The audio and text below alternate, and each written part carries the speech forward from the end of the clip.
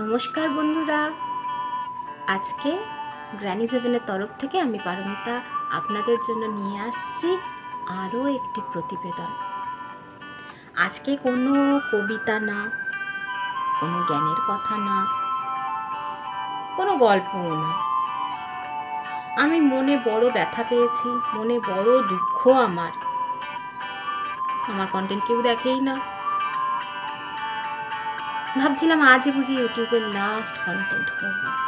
চিরবিদায় জানানোর আগে আরও একটা কন্টেন্ট করে যাই। সেই দুঃখে মূর্ছমান হয়ে হঠাৎ আমার চিত্তকে অতি চিত্তরঞ্জন করে তুলল সেই, আর কথা বলছি, যার কথা মনে পড়লে প্রত্যেকটা মেয়ে, শুধু মেয়ে না না, পুরুষেরাও, নারী পুরুষ নির্বিশেষে তার প্রেমে পড়ে। বলুন তো কার কথা বলছি? আজ আপনাদের সাথে চলুন একটা কুইজ খেলি। আপনারা আমার কবিতাও শুনলেন না, আমার ছড়া তো বাদই দিন, ছড়া কেটে কেটে তো পুরো তোতা পাখি হয়ে গেলাম। গল্প সে তো অনেকদিন আগেই বার করে দিয়েছেন। তাই জন্য আজকে চলুন আপনাদের সাথে একটা কুইজ কন্টেস্টই করে ফেলি। দেখুন, এতক্ষণে আমি জানি আপনারা যথেষ্ট বুদ্ধিমান। এতক্ষণে আপনারা প্রত্যেকেই দেখে ফেলেছেন, থাম্বনেল বুঝে গেছেন আমি কার সম্পর্কে কথাটা বলছি। কিন্তু তবুও আমি আপনাদের জ্বালাবো, তবুও কিছু জ্ঞান দিয়েই ছাড়বো। রোজ যার জ্ঞান নিয়ে কাজ, তার জ্ঞান উপচে উপচে পড়ছে।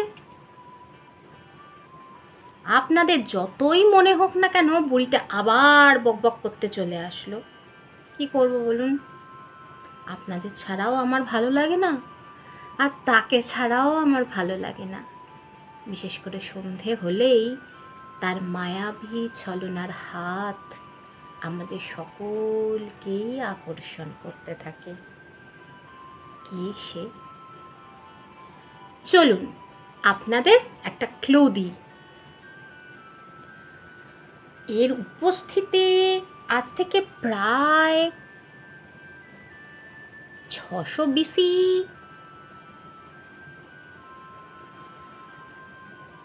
বুঝতে পারলেন না? ঠিক না?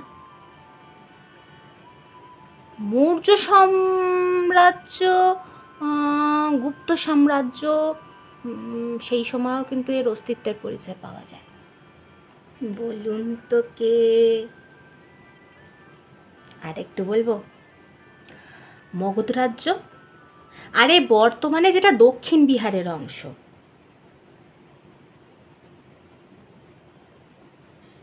এমনকি জৈন, হিন্দু শাস্ত্র, বৌদ্ধ ধর্মের পৃষ্ঠপোষক যারা, তারাও কিন্তু নিজেদেরকে রক্ষা করতে পারেননি এর মায়া জাল থেকে। বলুন বলুন, আপনারা কি এত কিছু জানতেন? আমি কার কথা বলছি বলুন? এই মায়াজাল সন্ধে হলেই নেমে আসে আমাদের মনে, যত দূরেই থাকুক না কেন। ঝড় জল বৃষ্টি নির্বিশেষে আমরা ছুটে যাই তার কাছে। বলুন তো কার কথা বলছি? হ্যাঁ, ঠিকই শুনছেন। যারা জৈন ধর্ম, বৌদ্ধ ধর্ম, এমনকি হিন্দু শাস্ত্রের যারা পৃষ্ঠপোষক, তারাও কিন্তু নিজেদের সংবরণ করতে পারেননি এর মায়াজাল থেকে।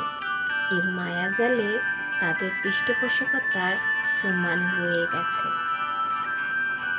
আবার চলে যাচ্ছি না জ্ঞান জ্ঞান মতো? চলুন ধাঁধাটা এখানেই শেষ রাখি। আর কারুর কথা বলছি না, আমাদের প্রাণপ্রিয় ফুচকার কথা বলছি।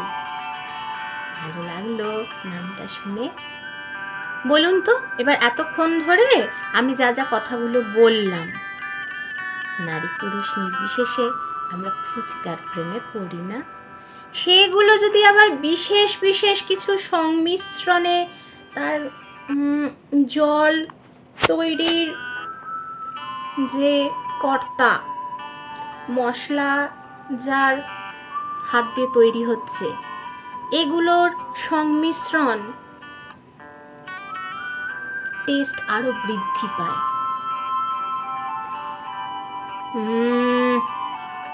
ফুচকা বলতে কি অনেকে বুঝতে পারলেন না? চলুন আরেকটু ডিটেলে আপনাকে তাহলে বোঝাই। এই ফুচকা আমাদের সকলের কাছে সারা ভারতবর্ষে বিভিন্ন নামে সমাদৃত। কেউ কেউ বলে গোলগাপ্পা, কেউ কেউ বলে ফুচকা, কেউ কেউ বলে পানিপুরি, কেউ কেউ বলে বাতাসা, কেউ কেউ বলে ফুলকি,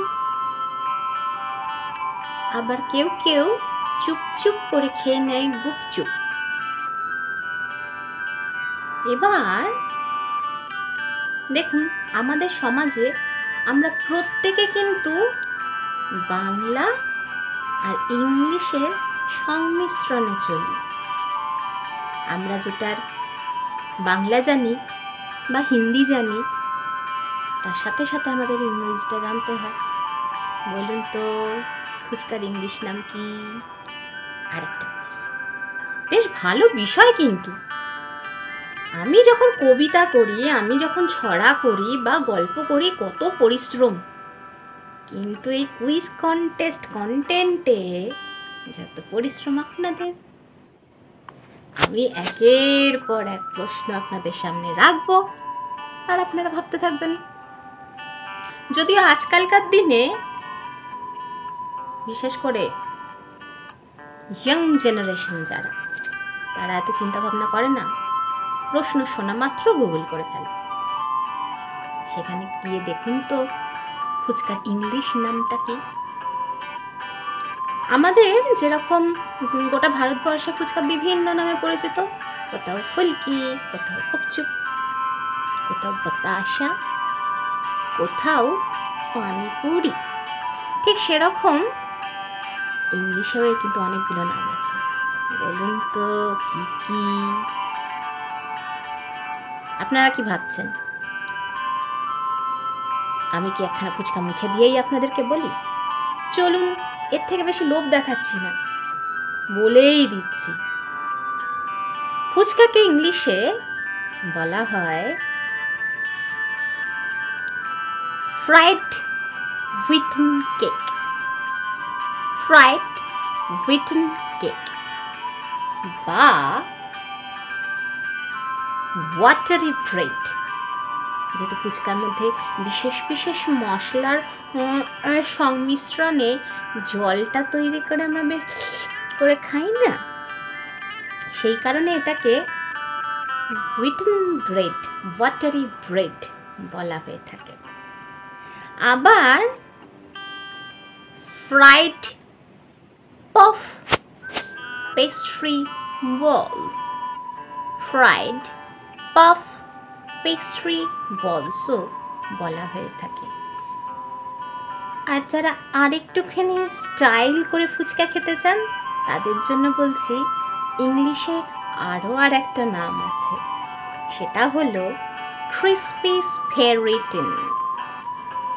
ক্রিসপি স্পেরিটিন।